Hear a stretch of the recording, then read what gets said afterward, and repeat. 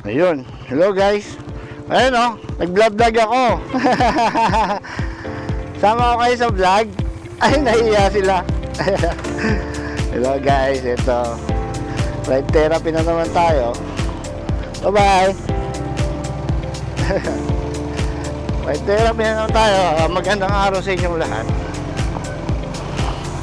Ito. Nagtataka siguro kayo. Iba naman motor gamit ko. Hindi na yata ka marunong mag-ano.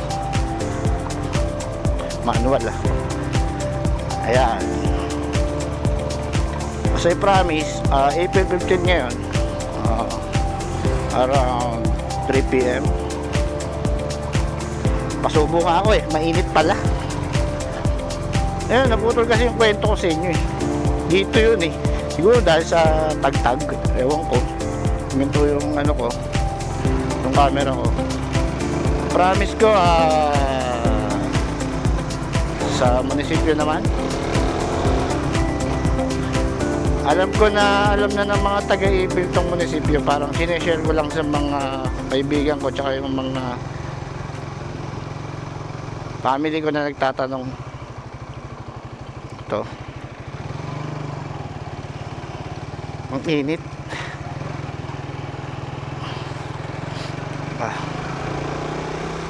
Sana maganda na to. Hindi ko napansin kasi noise reduction. Yung palang mga video ko, ang lakas ng mga ano, alam mo yun, yung hangin, rinig na rinig yung makina ng motor. Hindi ko napansin na mayroon palang noise reduction tong camera na to. Yan ano ko, ka-on ko lang. Testing na rin to siguro. Kung ano ba mas maganda o mas feel ba na nagmumotor na ano, na naka-off yung noise reduction o hindi.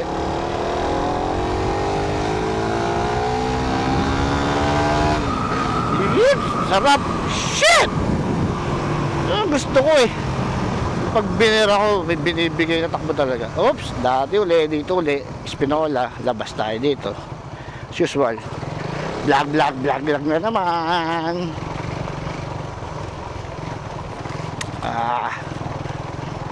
Ano pa yung may mga tanong sa akin eh. May nag-chat kasi sa akin. Iksian ko lang daw yung video. Kasi sobrang haba ro. Maabot ako ng 30 minutes. 3 kasi battery ko guys. May extra ako. Dala-dala ko rin lagi. Ngayon, wala na nga yata. Di na ako marunong mag-manual. Inahabaan ko na lang kasi ano eh. Hindi ko na ina-edit masyado. Dami rin kasing gawain bahay. Alam nyo na. Dakilang tambay tayo eh. Kaya nga pangalan ng, actually may page ako, Facebook page ko, Tambay Works. Naggagawa talaga ako ng mga motor. Though yung paggagawa ko ng motor is hobby ko. Yung kasi dati hanap buhay ko ano eh, sa construction ako. Ngayon tumigil. Kailangan ng saan ka ba pupunta?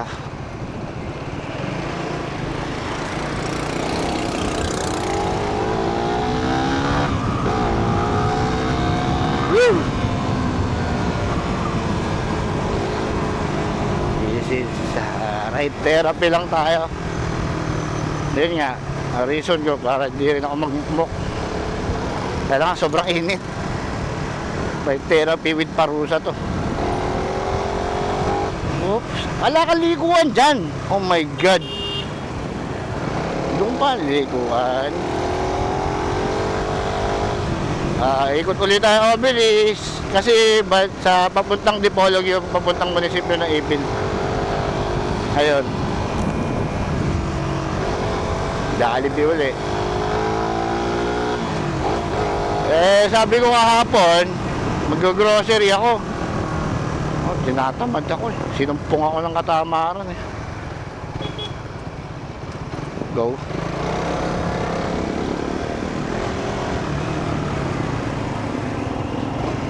Medyo agile kasi itong motor na to eh. Ayaw na mabagal nito eh. Parang ano, parang mamamatay-matay siya pagka binagalan yung takbo yan. Parang ganyan. Kadyot-kadyot.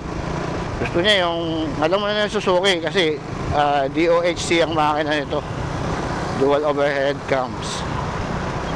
Dati ako nag-rider eh. May group din ako ng rider dati. Signal ka sa kaliwa, pupunta ka sa kanan. Oo? Yun yung sinasabi ko.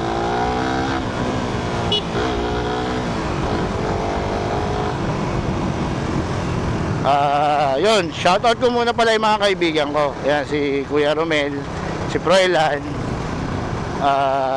Sumalangit nawa yung kaluluwa ni Kuya Noel na mga nakasama ko yan sa Saudi Arabia for 7 years, almost more than 7 years, I think. Ganon. Tapos, yung mga nakatrabaho sa MakeWest, sa Ortigas, shoutout sa inyo.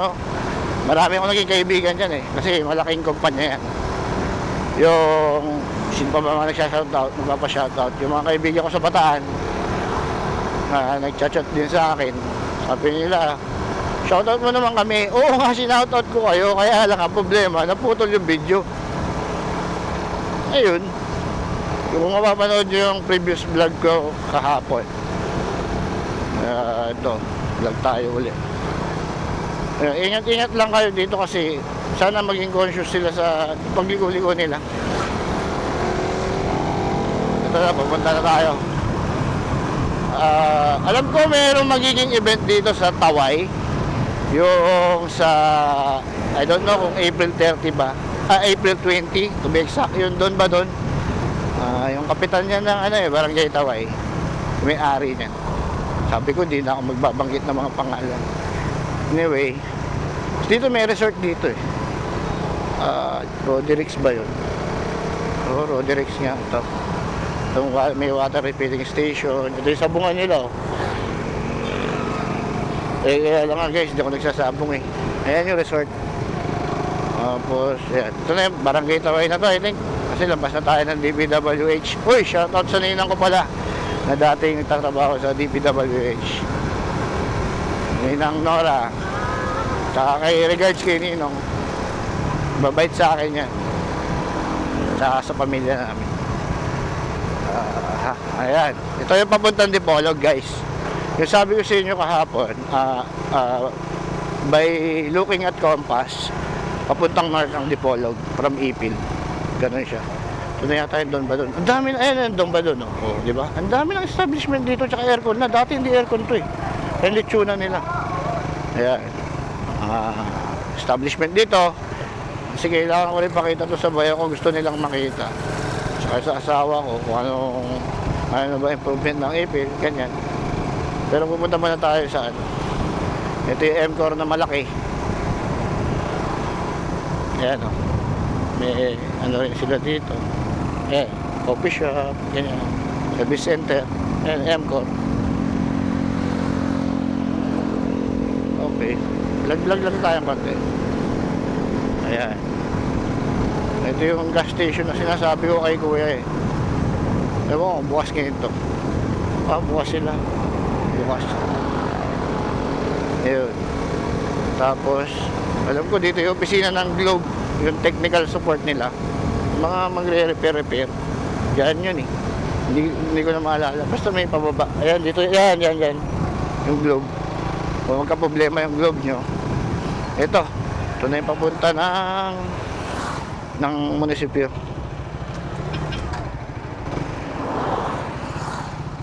Sige kuya, mauna ka na. Ayan. Ito. Pepsi. Dito yung ano nilang Pepsi nila. Yung Coke dun sa kabilang sa kabilang diversion road. May hotel din dito eh. Ito, alam ko hotel to, lodge. Pension house. Oo. Parang hotel din siguro. Ayan. Diba? Nakikita nyo. Dire-diretso lang ang video ko nito ha. Hindi ko na masyadong patatagalin. Hindi kayo kumukuha ng tubig para sa ano. Pwede naman. Kasi ano yan eh. Fresh water naman yan. Huwag lang salt water. Katulad sa dagat. Magkakaproblema ang mga bakal niya. So, Ipil Land Transport Terminal. Ito, oo. Dati ito. Mamalingki nga kami dati dito eh. Pero parang sinarado to. Ayan ang munisipyo nila. Dati, alam ko, pag Sabado, palengke to, daming lechon dyan guys, oh. Kukwento ko lang bago ako pumasok ng munisipyo. Yan, oh. Dating ano to eh, bagsakan. Yan o nakikita nyo yung lawak na yan. Puro lechon yan, nagtitinda ng lechon dyan dati. Way back, I think 2013, 14, 15, ganun. Nung umuwi ako, nung unang uwi ko dito. Tapos yan, dyan, puro gulay dyan, tsaka mga isda rin. Tapos ang mura ng hipon. Dito yun, dito kami namamalengke nun. Hindi ko makakalimutan to. Ewan ko, kung correct siguro ako ng asawa ko, kung mali ako. Pero dito yun, alam ko dito yun eh. Pero parang naging opisina na siya oh. I don't know. Ito yung munisipyo nila. Simple lang pero maganda rin. Doon, nagpupunta kasi ako dito. Hindi pa nga ako nakakapagpa-transfer ng voters registration dito eh. Ayun. Ayun nyo guys. Yan ang munisipyo nila. Alam ko dito may ginaganap din mga event dito, ganoon. Kaya lang ngayon nga, yung sabi ko sa inyo, hindi naman ako pwedeng magpunta na sa mga gano'n dahil kailangan ko rin ng time para sa family ko. Ayan. Oo, ayan. Ganyan ang itsura niya sa umaga. Doon yung municipal building permit, alam ko. Ayan. Punta ako dito eh. Ayan, likod. Oh. Ayos naman. Ano to? Restaurant? Dairy? Oo, kainan nga siguro. Hindi ko sure. Ayan. Lalaki ng mga generator nila. Ito, Coliseum na hindi pa tapos. Ayan o. Ang laki. Parang katulad din doon sa Capitol siguro to. Pero tinigil lang. Pero sa Capitol tapos eh, di ba? Nakita nyo kahapon, may graduation pa nga eh. Parang napasubo ako. Talagang ang init. Tirik na tirik yung araw. Yan yun naman kasi oras. Alas 3 pa lang. Dito kasi exit nito. Iikot ka. Kung salubungin yun. Sumunod ka na lang. Ito ewan ko ano mga opisina to. Mga office eh. Na hindi na na-utilize. O lumang mga opisina yan. Hindi ako sure. Tapos may puntahan tayo.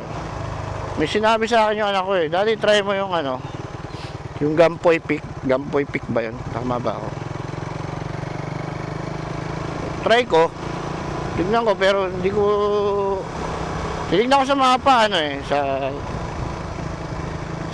ano siya? Anong lugar yun? Limutan ko. Basta lampas ng Taway.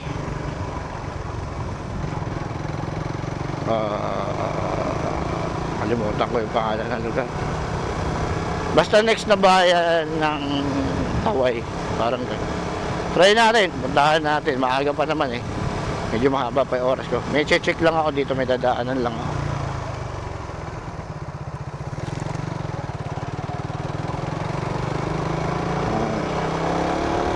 Pero ang init grabe.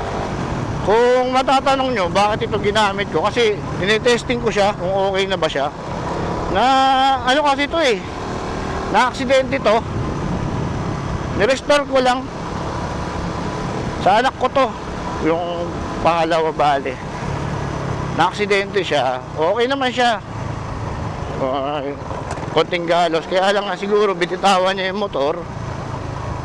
Kaya ito yun, sobrang nasira. Ayos ko lang nito. Wala pang 1 month, kasi 2 months pa lang, wala na, siraan eh. Bagong bago. Ngayon, sayang naman. Tsaka, pangit din kasi may mga sira-sirang gamit sa bahay. Para sa akin, mahalas yun eh. Ewan ko